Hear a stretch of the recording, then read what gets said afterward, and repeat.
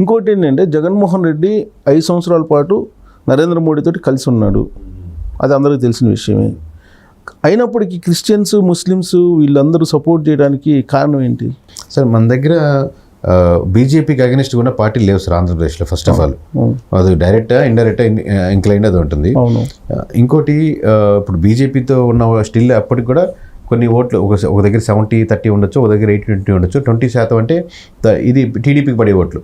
మన దగ్గర ముస్లిం సైకాలజీ ఎలా ఉంటుందంటే సార్, అరే భాయ్ నేను కొత్త షాప్ ఓపెన్ చేసిన కాస్త మంచి రోజు చూసి పెట్టు అంటారు. ఇంక్లైన్ టు హిందుత్వ ఉన్నటువంటి ముస్లిమ్స్ ఉంటారు మన సైడ్, అంటే కడప, రాయలసీమ సైడ్ ఉండేది. ఏదైనా మంచి రోజు చూసి పెట్టడం, లేకపోతే వాళ్ళకి అనుగుణంగా పెట్టడం, లేదా బిర్యానీ పంపించడం, లేకపోతే ఉంటే రావడం, వెళ్తే తోడుకి గుడికి వెళ్తే నేను డ్రాప్ చేయడం, ఇట్లాంటివి ఉంటాయి. సో ఆబ్వియస్గా ఇంక్లైన్డ్గా ఉంటారు కాబట్టి ఎక్కడో నార్త్ ఇండియా ఉన్నట్టు వైరల్గా హిందూ ముస్లిం వైరల్ అనేది ఇక్కడ మన రాయలసీమ సైడు, నెల్లూరు, ప్రకాశం సైడ్ వర్కౌట్ అవ్వదు. బట్ కోర్గా వాళ్ళు కాంగ్రెస్ ఓట్ బ్యాంకింగ్ కాబట్టి కాంగ్రెస్ ఓట్ బ్యాంక్ నుంచి వైఎస్ఆర్సీపీ తీసుకుంది కాబట్టి మెజారిటీ సెక్షన్ ఫస్ట్ నుంచి కాంగ్రెస్ టు వైఎస్ఆర్సీపీకి షిఫ్ట్ అయ్యారు. ఇప్పుడు కాంగ్రెస్కి వెళ్తారా ఈ ఎలక్షన్లో? ఏమన్నా కాంగ్రెస్ లేదు సార్, ఊపుంటే వెళ్తారు. ఆబ్వియస్లీ రేపు పొద్దున కాంగ్రెస్ వర్సెస్ బీజేపీ జరుగుతుంది అనుకోండి, ఆ ఓట్ బ్యాంకింగ్ కాంగ్రెస్కి వెళ్తుంది. సో ఇప్పుడైతే ఈ ఎలక్షన్లో అయితే కాంగ్రెస్ వైపు ముస్లిమ్స్ అక్కడ మెజారిటీ లేదు సార్, 98% లేదు మెజారిటీ అంటే. సో అంటే ఈ మొత్తం నేను పోలింగ్ రోజు నేను కూడా వెళ్ళాను కిరణ్. సూపర్.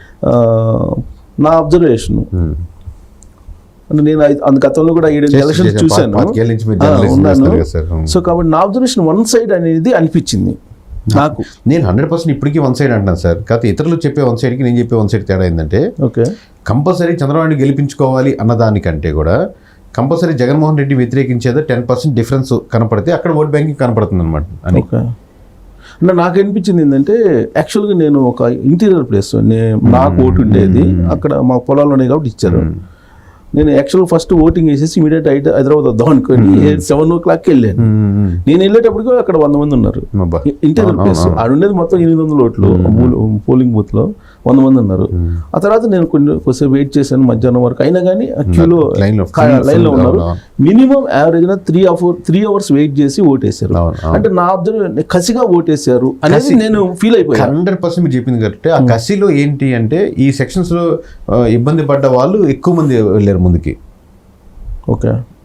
లిక్కర్ ద్వారా ఇబ్బంది పడ్డారనో, లేకపోతే వాళ్ళు ఉద్యోగాలు లేవని ఇబ్బంది పడ్డారనో, అంటే మీ ద్వారా నాకు నేను కోల్పోతున్నాను అని.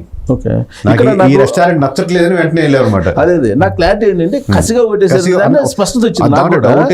నేను కూడా అదే అనాలిసిస్ లో చాలా సార్లు చెప్పాను. అయితే సంక్రాంతి సెలబ్రేషన్ జరిగినట్టు జరిగే ఎలక్షన్స్. అయితే ఆ కసి ఎటువైపు అనే దాని మీద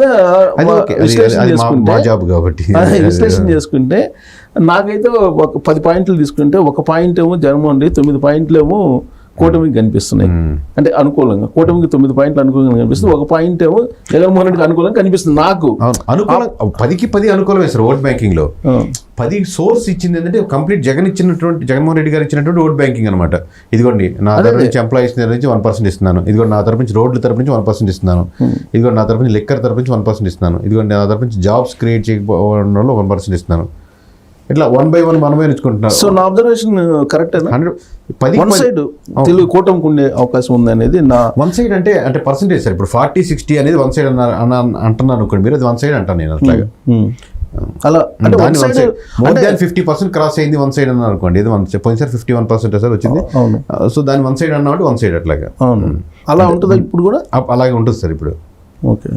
సో అది క్లారిటీ వచ్చింది. కానీ లేడీస్ ఎక్కువ మంది వచ్చారు కాబట్టి, ఉచితాలు ఇచ్చాం కాబట్టి అది ఖచ్చితంగా మాకు అనేది వాళ్ళు ఎక్స్పెక్ట్ చేస్తున్నారు. అలా ఏమన్నా ఛాన్స్? మహిళలు అంటారు సార్, మహిళలు ఓట్ బ్యాంక్ అంటే ఏ మహిళలు? మళ్ళీ మాకు మీరు చెప్పినట్టు మేము మహిళలు అనే కేటగిరీ వేయలేం కదా సార్. మాకు ఏ మహిళలు?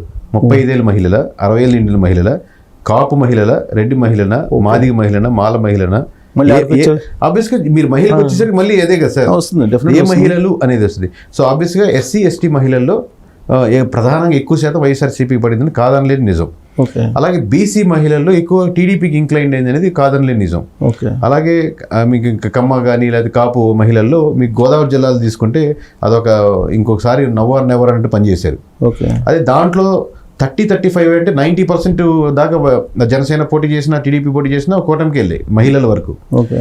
లేదు ఒక 55-60 ఇయర్స్ దాటి వాళ్ళు కొంచెం ఆల్రెడీ ప్రో వైసీపీ ఉన్నా లేకపోతే ఇంకోటి పథకం తీసుకున్నా కానీ 90% కాబట్టి 80% కాగుండొచ్చు ఆ ఏరియా వరకు. ఓకే. అంటే అబోవ్ 50 ఇయర్స్ మహిళలు. ఓకే. లేదు పెన్షనరీ మహిళలు అన్నప్పుడు 75 దాకా కూడా ఒక 30 పడి అంటే ఏరియాని బట్టి రాయలసీమలో కానీ అట్లాగా. సో ఏ మహిళలు అన్న క్వశ్చన్కి వచ్చి ఈ కేటగరైజ్ చేసుకుంటే కానీ జనరలైజ్ చేసి మహిళల ఓట్ బ్యాంకింగ్ అనేది ఏముంటుంది సార్. దాంట్లో పురుషుడు అంటే భర్త లేకపోతే వాళ్ళ నాన్నగారు లేకపోతే వాళ్ళ మావయ్య గారు ఏది చెప్తే అది ఓట్లు వేసే వాళ్ళు ఎక్కువ కుటుంబాలు ఉండేవి కూడా ఉంటాయి. 70% యూత్ ఎటువైపు ఉన్నట్టు అనిపించింది. ఏ యూత్ సార్? అది మళ్ళీ ఎక్కువైపోయింది.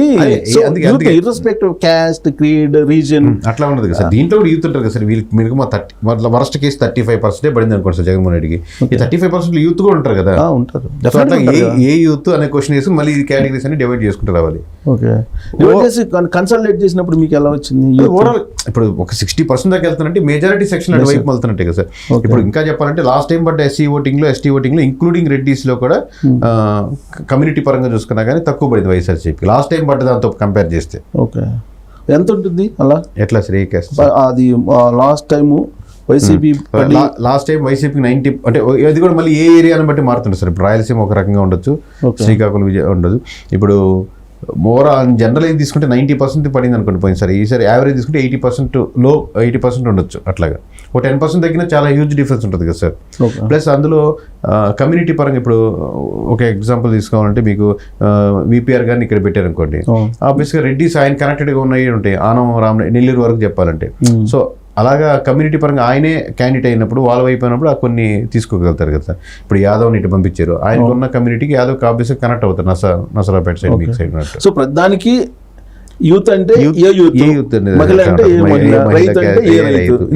ఏ సెక్షన్కి వస్తారు, ఏ కేటగిరీ, ఎక్కువ రైతులా లేకపోతే ఏ రైతులా అనేది ఇంత ఈ సబ్జెక్టే సార్. మామూలుగా సెఫాలజీలు అంటే ఇది ఓవరాల్ డిరైవ్ చేసుకుంటూ ఒక నెంబర్కి వస్తే దాన్ని కేటగరైజ్ చేసుకుని ఆ డేటా సైన్స్ మీద వర్కౌట్ అవుద్ది కాబట్టి ఇంత యాక్యురేట్ నెంబర్. సో ఓవరాల్ గా ఎలక్షన్ పోలింగ్ జరిగిన తీరుని అబ్జర్వ్ చేస్తే మేజర్ ఫ్యాక్టర్స్ మనకు ఫస్ట్ నుంచి వినిపిస్తుంది ఏంటంటే ప్రత్యేక హోదా, లేదంటే మన రాజధాని, విశాఖ అది ప్రైవేటీకరణ, విశాఖ అలాగే రైల్వే జోను, ఇవన్నీ ఎక్కువ చెప్తుంటారు కదా. ఇవి పనిచేసినాయా లేదంటే ఇసుక స్కాము, మద్యం స్కాము ఈ పని చేసినట్టు అనిపించిందా?